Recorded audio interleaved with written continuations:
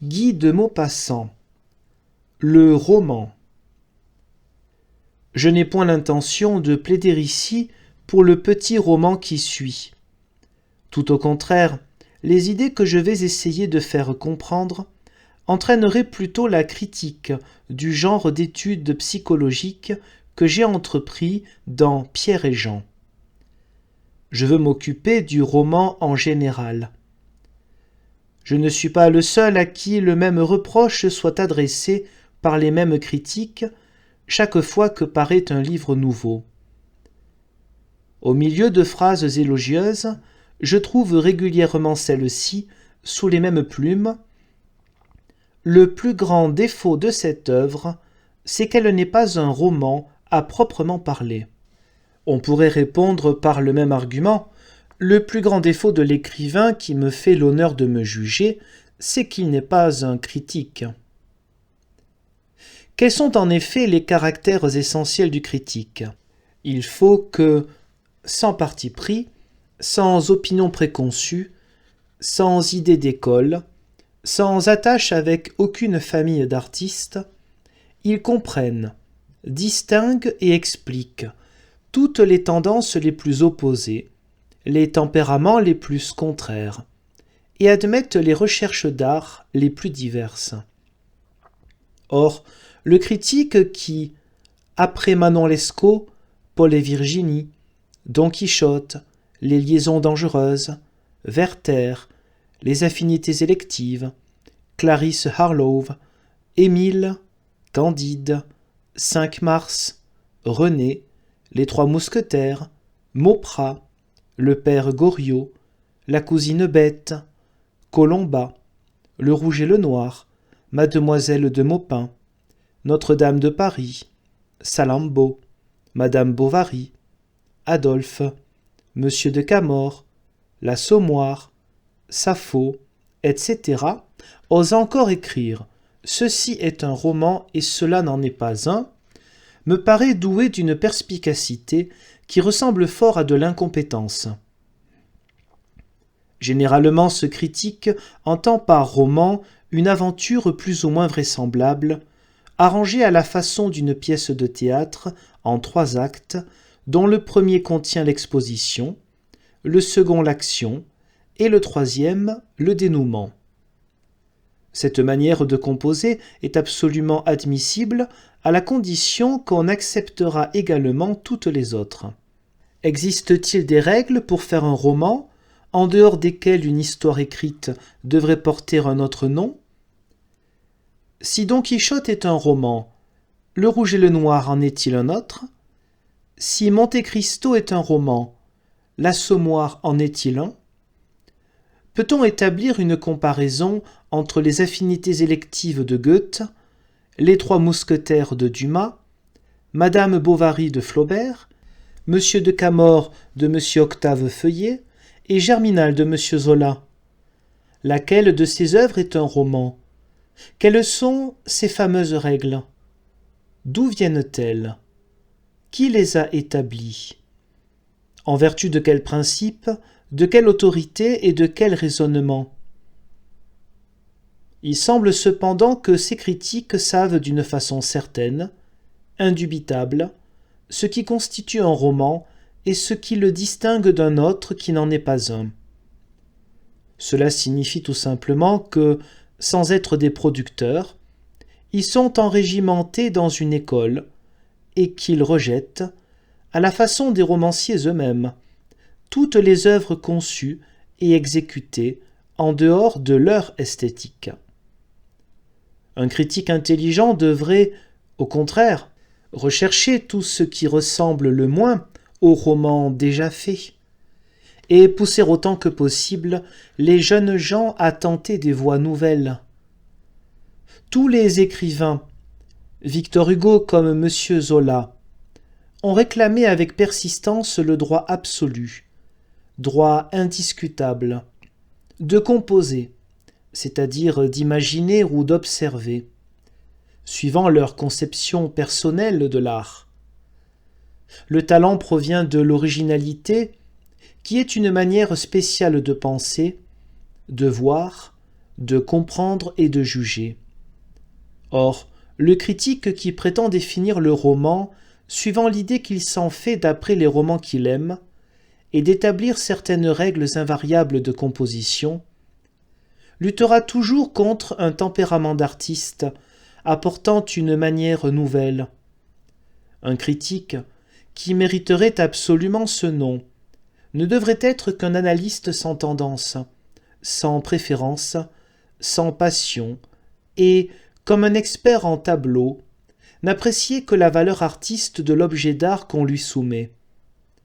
Sa compréhension, ouverte à tout, doit absorber assez complètement sa personnalité, pour qu'il puisse se découvrir et vanter les livres mêmes qu'il n'aime pas comme homme et qu'il doit comprendre comme juge. Mais la plupart des critiques ne sont, en somme, que des lecteurs d'où il résulte qu'ils nous gourmandent presque toujours à faux ou qu'ils nous complimentent sans réserve et sans mesure.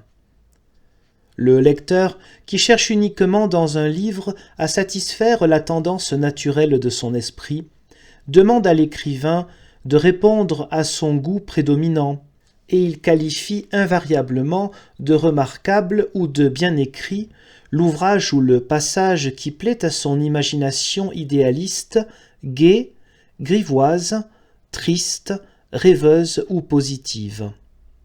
En somme, le public est composé de groupes nombreux qui nous crient « Consolez-moi, amusez-moi, attristez-moi, attendrissez-moi, faites-moi rêver, faites-moi rire, faites-moi frémir, faites-moi pleurer, faites-moi penser. » Seuls quelques esprits d'élite demandent à l'artiste « Faites-moi quelque chose de beau, dans la forme qui vous conviendra le mieux, suivant votre tempérament. » L'artiste essaie, réussit ou échoue.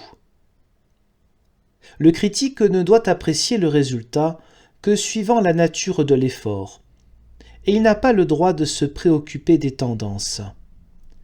Cela a été écrit déjà 1000 fois, il faudra toujours le répéter.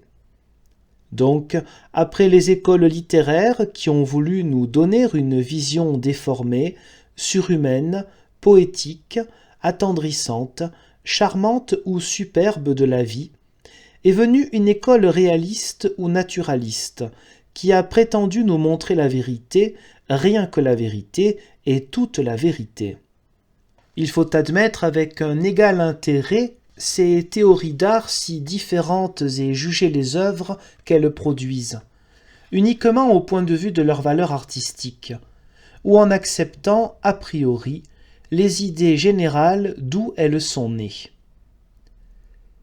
Contester le droit d'un écrivain de faire une œuvre poétique ou une œuvre réaliste, c'est vouloir le forcer à modifier son tempérament, récuser son originalité, ne pas lui permettre de se servir de l'œil et de l'intelligence que la nature lui a donnée.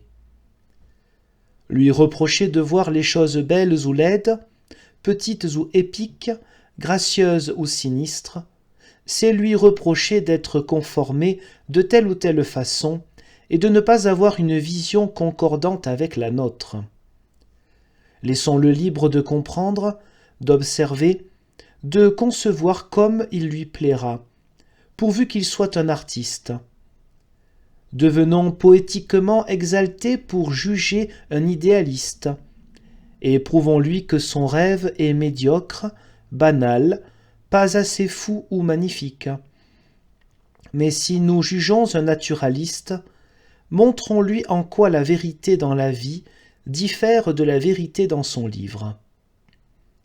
Il est évident que des écoles si différentes ont dû employer des procédés de composition absolument opposés.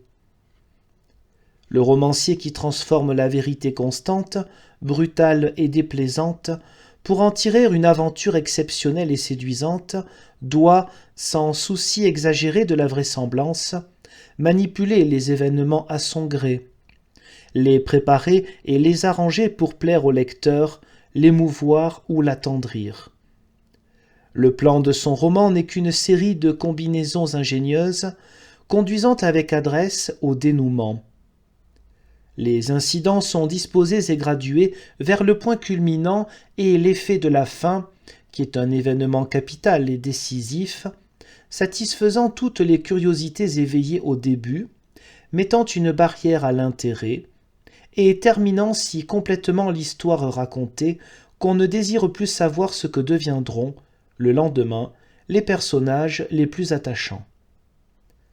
Le romancier, au contraire, qui prétend nous donner une image exacte de la vie, doit éviter avec soin tout enchaînement d'événements qui paraîtrait exceptionnel.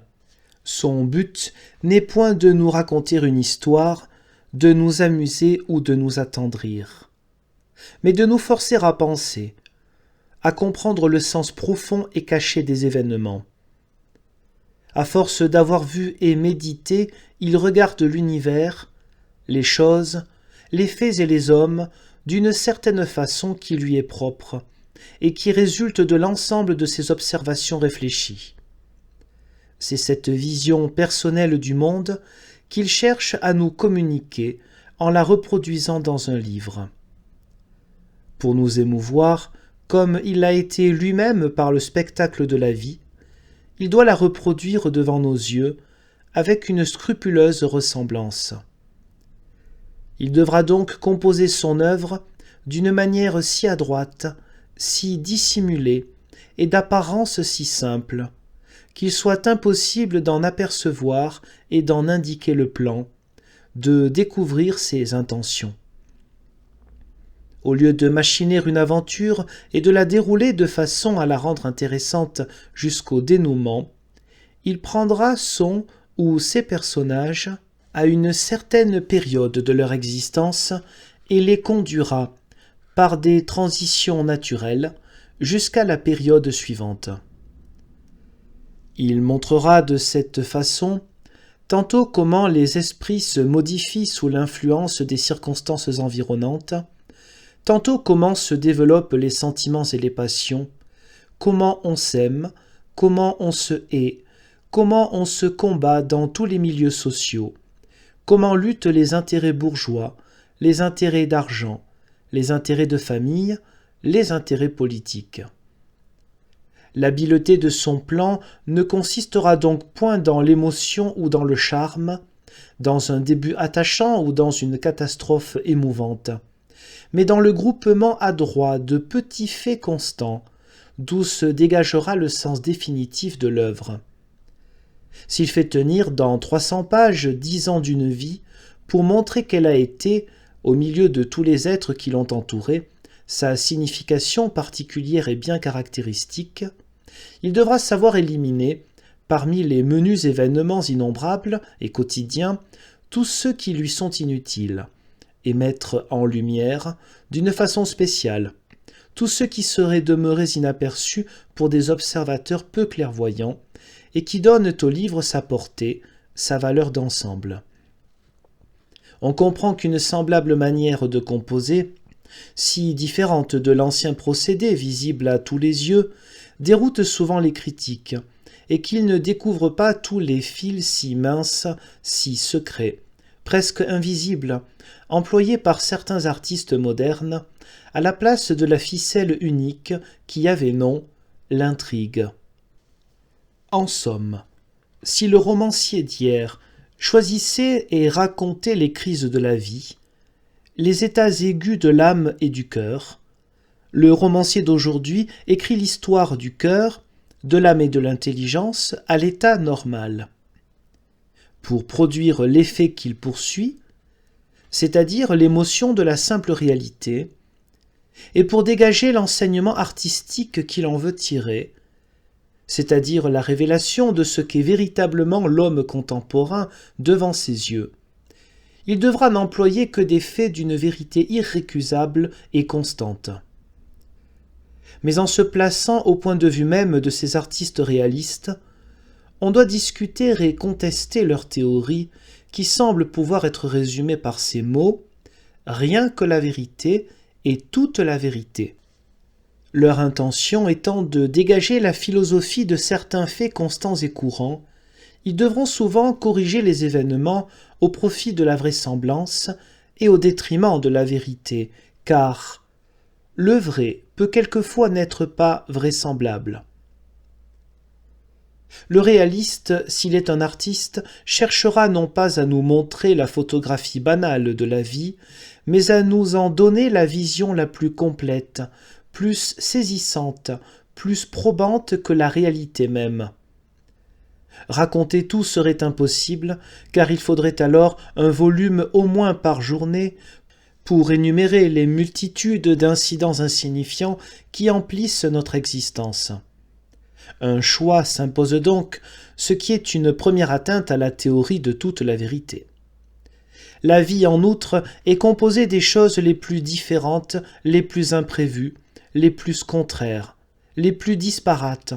Elle est brutale, sans suite, sans chaîne, pleine de catastrophes inexplicables, illogiques et contradictoires, qui doivent être classées au chapitre faits divers.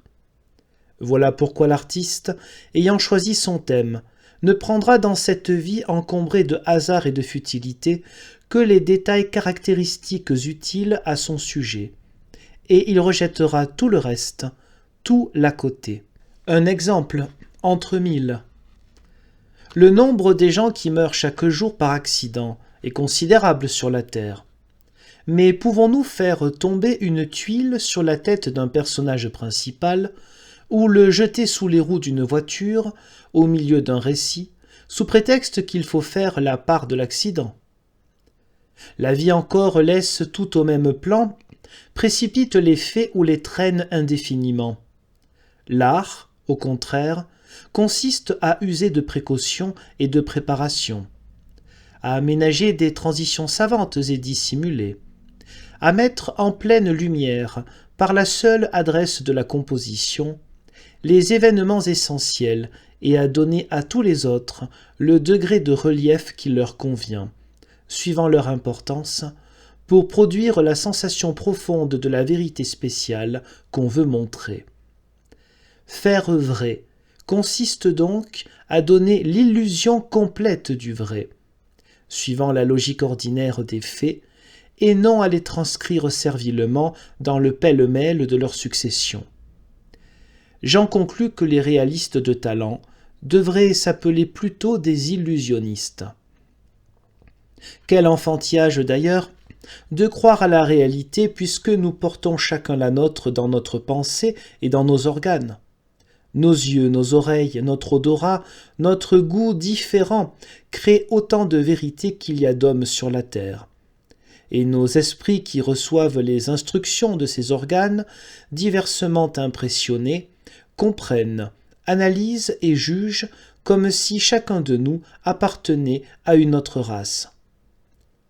Chacun de nous se fait donc simplement une illusion du monde, illusion poétique, sentimentale, joyeuse, mélancolique, sale ou lugubre suivant sa nature. Et l'écrivain n'a d'autre mission que de reproduire fidèlement cette illusion avec tous les procédés d'art qu'il a appris et dont il peut disposer. Illusion du beau qui est une convention humaine, illusion du laid qui est une opinion changeante, illusion du vrai jamais immuable, illusion de l'ignoble qui attire tant d'êtres. Les grands artistes sont ceux qui imposent à l'humanité leur illusion particulière.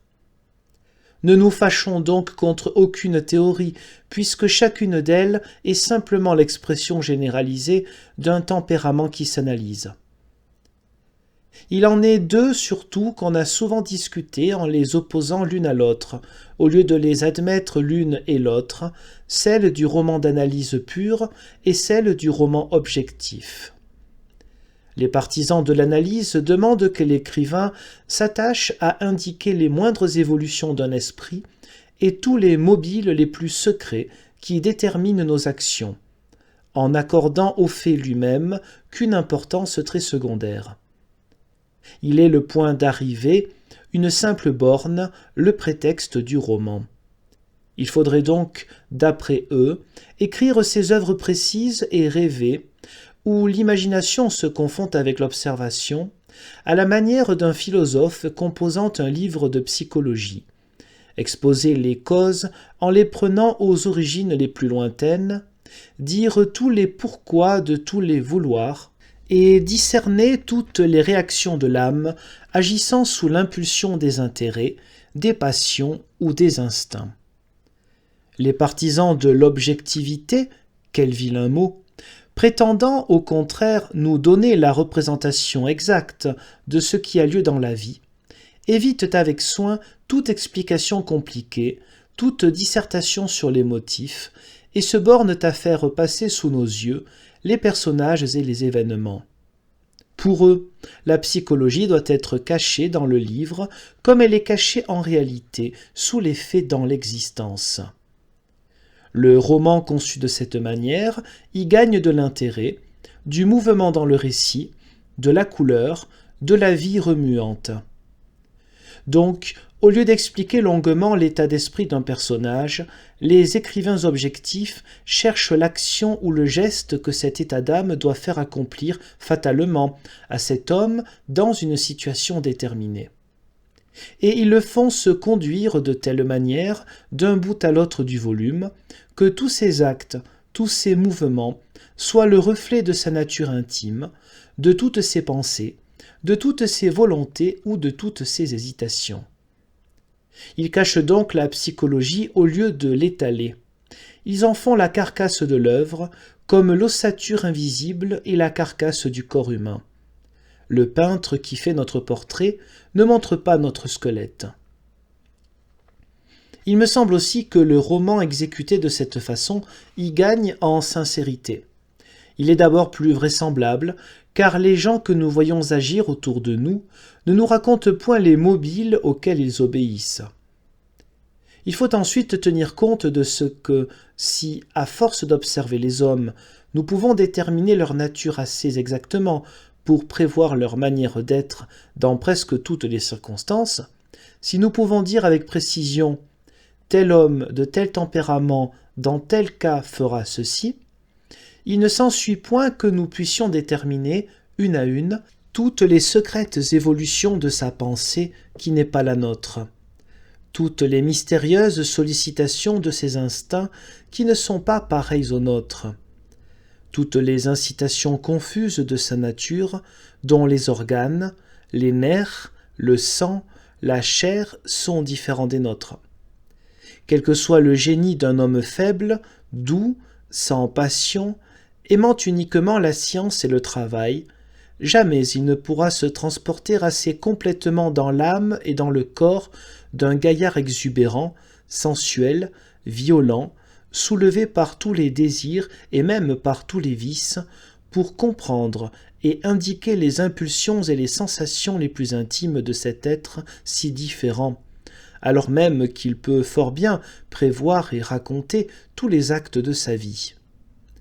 En somme, celui qui fait de la psychologie pure ne peut que se substituer à tous ces personnages dans les différentes situations où il les place, car il lui est impossible de changer ses organes, qui sont les seuls intermédiaires entre la vie extérieure et nous, qui nous imposent leur perception, déterminent notre sensibilité, créent en nous une âme essentiellement différente de toutes celles qui nous entourent.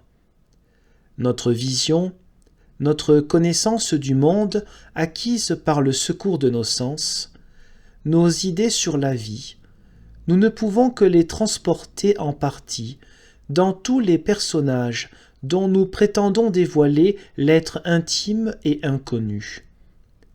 C'est donc toujours nous que nous montrons dans le corps d'un roi, d'un assassin, d'un voleur ou d'un honnête homme, d'une courtisane, d'une religieuse, d'une jeune fille ou d'une marchande aux halles, car nous sommes obligés de nous poser ainsi le problème: si j'étais roi, assassin, voleur, courtisane, religieuse, jeune fille ou marchande aux halles, qu'est-ce que je ferais?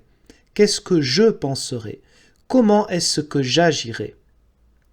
Nous ne diversifions donc nos personnages qu'en changeant l'âge, le sexe, la situation sociale et toutes les circonstances de la vie de notre moi que la nature a entouré d'une barrière d'organes infranchissables. L'adresse consiste à ne pas laisser reconnaître ce moi par le lecteur sous tous les masques divers qui nous servent à le cacher.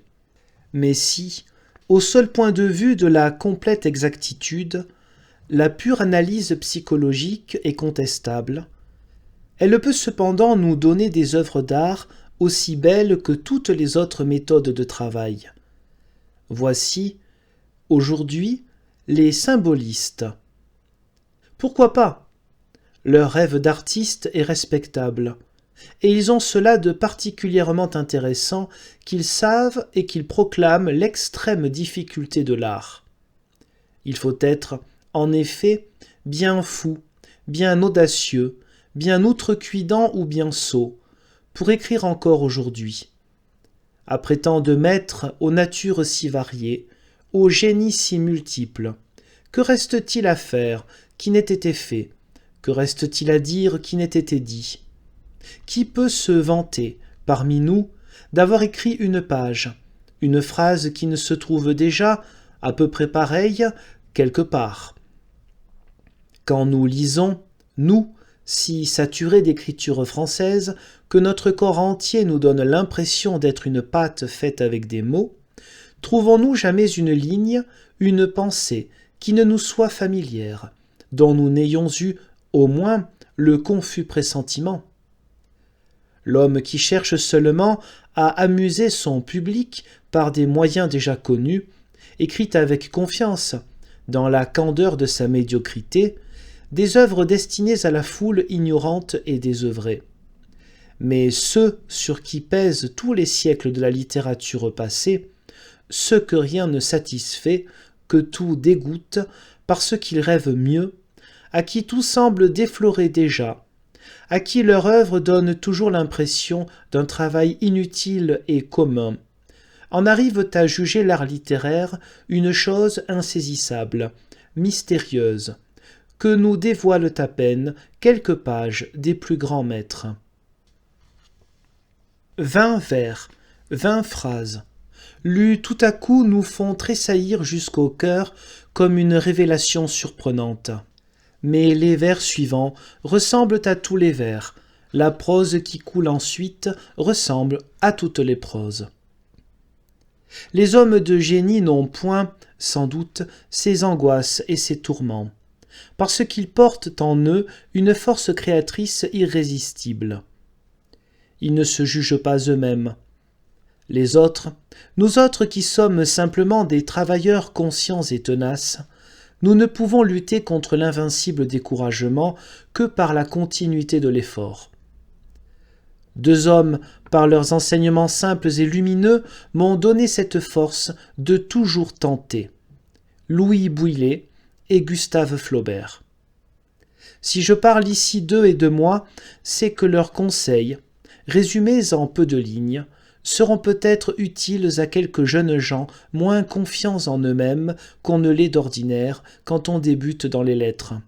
Bouilhet, que je connus le premier d'une façon un peu intime, 2 ans environ avant de gagner l'amitié de Flaubert, à force de me répéter que 100 vers, peut-être moins, suffisent à la réputation d'un artiste s'ils sont irréprochables et s'ils contiennent l'essence du talent et de l'originalité d'un homme même de second ordre, me fit comprendre que le travail continuel et la connaissance profonde du métier peuvent, un jour de lucidité, de puissance et d'entraînement, par la rencontre heureuse d'un sujet concordant bien avec toutes les tendances de notre esprit, amener cette éclosion de l'œuvre courte, unique et aussi parfaite que nous la pouvons produire. Je compris ensuite que les écrivains les plus connus n'ont presque jamais laissé plus d'un volume, et qu'il faut, avant tout, avoir cette chance de trouver et de discerner, au milieu de la multitude des matières qui se présentent à notre choix, celle qui absorbera toutes nos facultés, toute notre valeur, toute notre puissance artiste. Plus tard, Flaubert, que je voyais quelquefois, se prit d'affection pour moi. J'osai lui soumettre quelques essais. Il les lut avec bonté et me répondit « Je ne sais pas si vous avez du talent. Ce que vous m'avez apporté prouve une certaine intelligence. Mais n'oubliez point ceci, jeune homme, que le talent, suivant le mot de Buffon, n'est qu'une longue patience. Travaillez. » Je travaillai et je revins souvent chez lui, comprenant que je lui plaisais, car il s'était mis à m'appeler, en riant, son disciple. Pendant 7 ans, je fis des vers, je fis des contes, je fis des nouvelles. Je fis même un drame détestable, il n'en est rien resté. Le maître lisait tout, puis le dimanche suivant, en déjeunant, développait ses critiques et enfonçait en moi, peu à peu, 2 ou 3 principes, qui sont le résumé de ses longs et patients enseignements. Si on a une originalité, disait-il, il faut avant tout la dégager. Si on n'en a pas, il faut en acquérir une. Le talent est une longue patience. Il s'agit de regarder tout ce qu'on veut exprimer assez longtemps et avec assez d'attention pour en découvrir un aspect qui n'ait été vu et dit par personne. Il y a dans tout de l'inexploré, parce que nous sommes habitués à nous servir de nos yeux qu'avec le souvenir de ce qu'on a pensé avant nous sur ce que nous contemplons. La moindre chose contient un peu d'inconnu, trouvons-le. Pour décrire un feu qui flambe et un arbre dans une plaine, demeurons en face de ce feu et de cet arbre jusqu'à ce qu'ils ne ressemblent plus, pour nous, à aucun autre arbre et à aucun autre feu. C'est de cette façon qu'on devient original. Ayant, en outre, posé cette vérité qu'il n'y a pas, de par le monde entier, 2 grains de sable, 2 mouches, 2 mains ou 2 nez absolument pareils, il me forçait à exprimer, en quelques phrases, un être ou un objet de manière à le particulariser nettement, à le distinguer de tous les autres êtres ou de tous les autres objets de même race ou de même espèce. Quand vous passez, me disait-il, devant un épicier assis sur sa porte, devant un concierge qui fume sa pipe, devant une station de fiacre, montrez-moi cet épicier et ce concierge, leur pose, toute leur apparence physique, contenant aussi, indiquée par l'adresse de l'image, toute leur nature morale, de façon à ce que je ne les confonde avec aucun autre épicier ou avec aucun autre concierge. Et faites-moi voir, par un seul mot, en quoi un cheval de fiacre ne ressemble pas aux 50 autres qui le suivent et le précèdent. J'ai développé ailleurs ces idées sur le style. Elles ont de grands rapports avec la théorie de l'observation que je viens d'exposer. Quelle que soit la chose qu'on veut dire, il n'y a qu'un mot pour l'exprimer, qu'un verbe pour l'animer et qu'un adjectif pour la qualifier. Il faut donc chercher jusqu'à ce qu'on les ait découverts, ce mot, ce verbe et cet adjectif, et ne jamais se contenter de l'à peu près, ne jamais avoir recours à des supercheries, même heureuses, à des clowneries de langage pour éviter la difficulté.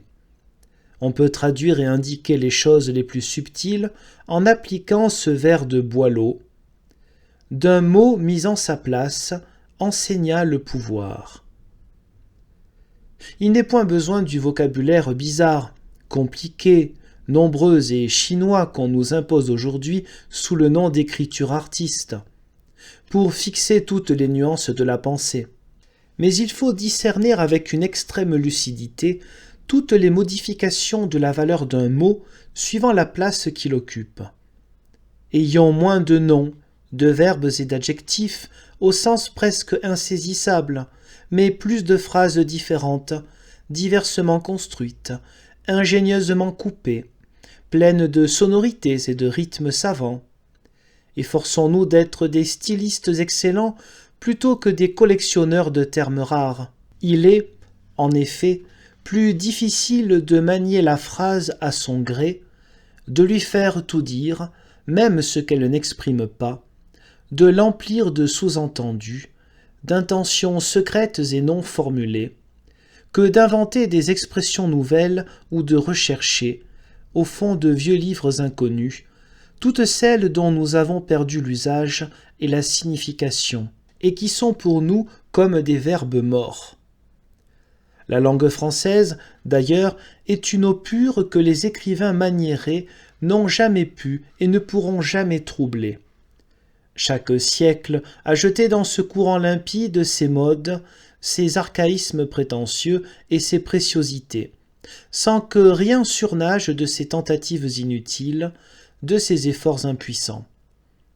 La nature de cette langue est d'être claire, logique et nerveuse. Elle ne se laisse pas affaiblir, obscurcir ou corrompre. Ceux qui font aujourd'hui des images sans prendre garde aux termes abstraits, ceux qui font tomber la grêle ou la pluie sur la propreté des vitres, peuvent aussi jeter des pierres à la simplicité de leurs confrères. Elles frapperont peut-être les confrères qui ont un corps, mais n'atteindront jamais la simplicité qui n'en a pas. Guy de Maupassant, La Guillette, Étretat, septembre 1887.